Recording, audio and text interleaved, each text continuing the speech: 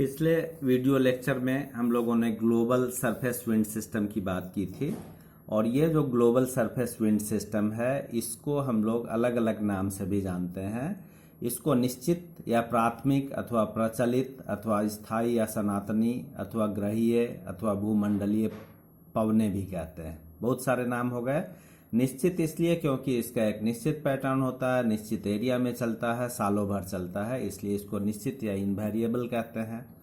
प्राथमिक अथवा प्रचलित इसलिए कहते हैं कि यह सबसे बेसिक विंड है और ये प्रिवेलिंग विंड है, हमेशा बहने वाली है।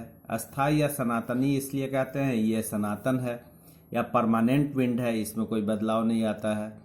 ग्रहीय या भूमंडलीय इसलिए कहते हैं कि ये पूरे ग्लोब पर चलने वाले विंड है।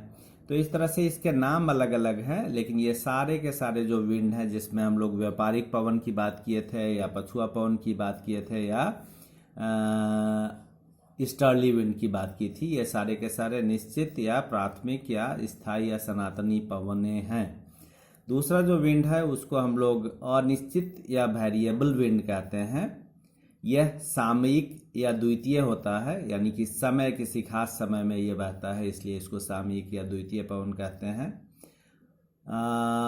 और तीसरा जो है उसको स्थानीय या लोकल विंड्स कहते हैं, जिसको टेरसरी विंड या तृतीयक पवन कहते हैं। तो प्राइमरी हो गया, सेकेंडरी हो गया एंड टेरसरी हो गया। तृतीयक पवन स्थानीय पवन, वेरिएबल विंड द्वितीयक पवन, जिसको सामयिक पवन भी कहते हैं। स्थानीय पवन जो होता है वो सीमित क्षेत्र में कुछ विशेष गुण वाले क्षेत्रों में होता है, जैसे चिनूक है, लू है, हरमटन, मिस्टल इत्यादि के कारण। सामयिक पवन जो होता है वो ज्यादातर मौसम के कारण होता है। तो मौसम के कारण यदि वो हो रहा है तो जाकर के उसको हम लोग कहेंगे सामयिक पवन।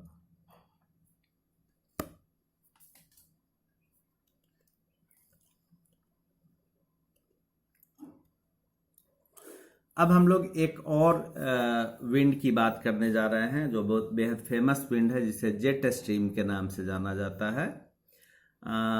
जेट स्ट्रीम अपर एयर सर्कुलेशन है, यह काफ़ी ऊंचाई पर बहने वाली हवा है। जनरली 10-12 किलोमीटर की ऊंचाई पर इस तरह के विंड का स्पीड सबसे ज़्यादा होता है और ये भी ऑलमोस्ट जो दोनों ध्रुव हैं और ध्रुव के आसपास जो सब पोलर बेल्ट हैं उस पर ये सबसे स्ट्रांग होता है और जैसे जैसे इक्वेटर की तरफ आएंगे ये इसका रूप बदलता जाता है। तो हम देख रहे हैं कि जैसे जैसे ऊपर हम जा रहे हैं वैसे वैसे मिलीबार कम होता जा रहा है और कम मिलीबार होने से वहाँ पर लो प्रेशर बेल्ट है, जिससे कि विंड का सर्कुलेशन वहाँ होगा, जिसे जेट स्ट्रीम के नाम से हम लोग जानते हैं। तो अपर air winds and jet stream में हम लोग देखें तो पोलर फ्रंट जेट स्ट्रीम होता है, सब ट्रॉपिकल जेट स्ट्रीम होता है। ये दो तरह के जेट स्ट्रीम हो गया, एक तो पोलर क्षेत्र में बहने वाला जिसको पोलर फ्रंट जेट स्ट्रीम कहेंगे और दूसरा सब ट्रॉपिकल जेट स्ट्रीम जो कि सब ट्रॉपिकल क्षेत्र में होता है, जो कि इंडियन मानसून को भी बहुत ज़्यादा प्रभावित करता है। यहाँ अपर air winds and jet stream को यदि हम देखते हैं तो ये दो क्षेत्र आप देख रहे हैं। ये जो पहला क्षेत्र है, ये जो एरिया है 30 डिग्री के आसपास जो आप देख रहे हैं, ये सब ट्रॉपिकल जेट है और ये जो एरिया आप देख रहे हैं 60 डिग्री के आसपास, ये है पोलर जेट। तो पोलर जेट पोलर फ्रंट के कारण होता है और ये सब ट्रॉपिकल एरिया में होता है। अपर air wind and jet stream में रोस्बी वेव्स की बात है, जिसमें साइक्लोन का ओरिजिन कैसे होता है या वेव्स कैसे बनते हैं उसको दिखाने की कोशिश की गई है, जिसमें नॉर्थ अमेरिका के मैप पर ये विंड का मूवमेंट देख रहे हैं। जैसे ये जेट स्ट्रीम मूव कर रहा है स्ट्रेट लाइन में, फिर लोकल वेरिएशन के कारण इसमें ऐसे वेव्स बनने लगते हैं, फिर इसमें वेव्स के बाद आगे ये लूप बनने लगता है और लूप बनने से फिर फाइनली हाई प्रेशर और लो प्रेशर जोन में ये क्रिएट होता है। तो इस तरह से जेट स्ट्रीम के अपर एयर सर्कुलेशन का प्रभाव ग्राउंड पे भी बहुत ज़्यादा पड़ता है और वो हाई प्रेशर और लो प्रेशर को क्रिएट करता है। सब ग्लोबल सरफेस विंड में का सबसे बड़ा एग्जाम्पल मॉनसून है। इसका भी एरिया काफ़ी विस्तृत है। इंडियन सब कंटिनेंट, जिसमें चाइना है, श्रीलंका है या पूरा का पूरा इंडिया, पाकिस्तान, बर्मा, ये सारे के सारे कंट्री जो हैं इसमें मॉनसून टाइप ऑफ क्लाइमेट पाया जाता है और मॉनसून टाइप ऑफ क्लाइमेट जो है उसमें डिफरेंट स्कूल है जिसकी हम लोग बात करेंगे कभी बाद में। तो ये सीजनल शिफ्टिंग ऑफ विंड्स के कारण होता है, लो प्रेशर जोन का खिसक जाना या ITCZ का खिसक जाना, जिससे कि वेट कंडीशन प्रिवेल करता है। जहाँ पर हाई प्रेशर होगा वहाँ पे ड्राई कंडीशन की स्थिति होगी। तो इसलिए समर के सीजन में यहाँ एक विशेष प्रकार की जलवायु होती है जिससे हम लोग मॉनसून के नाम से जानते हैं। सब ग्लोबल सरफेस विंड्स में लोकल वार्मिंग विंड्स भी हो सकता है या लोकल ड्रेनेज विंड भी हो सकता है, जिसकी चर्चा हम लोग पहले क्लास में कर चुके हैं। मैं जस्ट शॉर्ट में इसको रिपीट कर रहा हूँ। किसी पर्वत पर ऊपर चढ़ने वाली हवा जो है, ये हवा जनरली जैसे जैसे ऊपर जाएगी ठंडी होती जाएगी और बारिश कराएगी विंडवार्ड साइड में। जो ठंडा होना होता है वो एक एडियाबैटिक प्रोसेस के कारण होता है, या गर्म होना भी, जो नीचे उतरती हुई हवा जो गर्म होती जाती है वो भी एडियाबैटिक प्रोसेस के तहत होता है।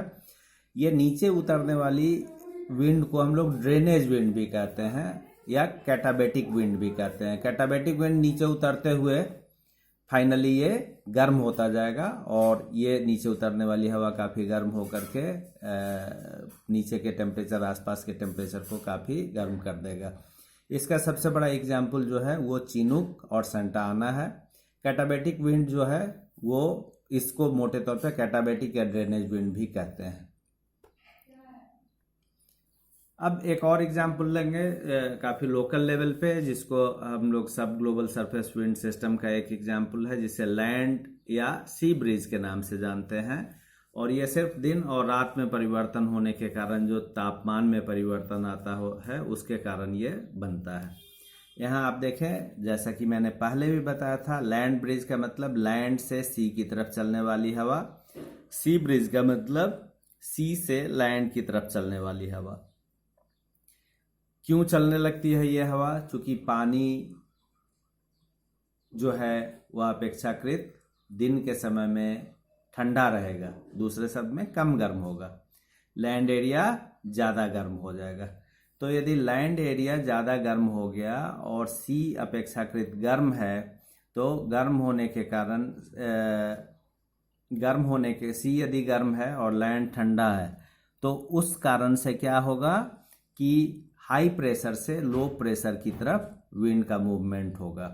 जैसे रात के समय में यदि देखें तो ये लैंड ठंडा है, हाई प्रेशर, सी गर्म है, लो प्रेशर, तो लैंड से सी की तरफ रात में हवा चलेगी। इसको हम लोग क्या कहेंगे?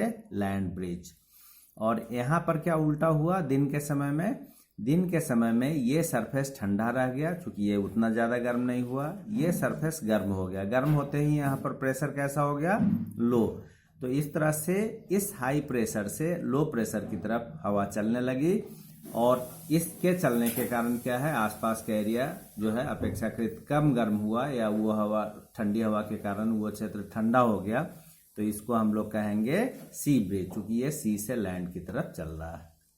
इसी तरह से माउंटेन ब्रिज या वैली ब्रिज भी है, जिसको लोकल विंड्स में हम लोग जानते हैं। माउंटेन ब्रिज का मतलब माउंटेन से वैली की तरफ आने वाली हवा, और सी ब्रिज का मतलब वैली ब्रिज का मतलब हुआ कि वैली से माउंटेन की तरफ चलने वाली हवा। ये भी एक ड्रेनेज विंड का एग्जाम्पल आप कह सकते हैं, क्योंकि इसमें भी यही हो रहा है कि जब ये तापमान का डिफरेंस है ऊंची पर्वत श्रृंखला पर, यदि हम देखें रात के समय में, यहाँ एग्जाम्पल नाइट टाइम में जो नीचे का एरिया है वो अपेक्षाकृत गर्म है, इसलिए यहाँ पर लो प्रेशर बनेगा। ऊपर का एरिया ऊंचाई के कारण ज़्यादा ठंडा हो गया, ज़्यादा ठंडा होने के कारण हाई प्रेशर हो गया। अब हाई प्रेशर के कारण विंड यहाँ काफ़ी डेंस हो गया, भारी हो गया, और ये लुढ़क करके नीचे की तरफ आ रहा है। और इस तरह से नीचे की तरफ आने के कारण यहाँ पर एक रात में विंड का मूवमेंट हो रहा है हाई पीक से वैली की तरफ, और इस तरह से यहाँ पर विंड का मूवमेंट होता है। यहाँ पर यदि आप देख रहे हैं माउंटेन ब्रिज में, तो यहाँ पर दिन के समय में क्या देख रहे हैं, ये वैली जो है ये अपेक्षाकृत काफ़ी गर्म हो गया है। ऊपर जो है ऊंचाई के कारण ये ठंडा एरिया है, माउंटेन ब्रिज में हम देख रहे हैं, तो यहाँ दिन के समय में क्या देखा हमने कि ये जो वार्म एयर यहाँ जो गर्म हुआ है हवा, ये गर्म होकर के ऊपर की तरफ उठने लगती है और ऊपर की तरफ उठने से ये मूवमेंट होता है। Thank you.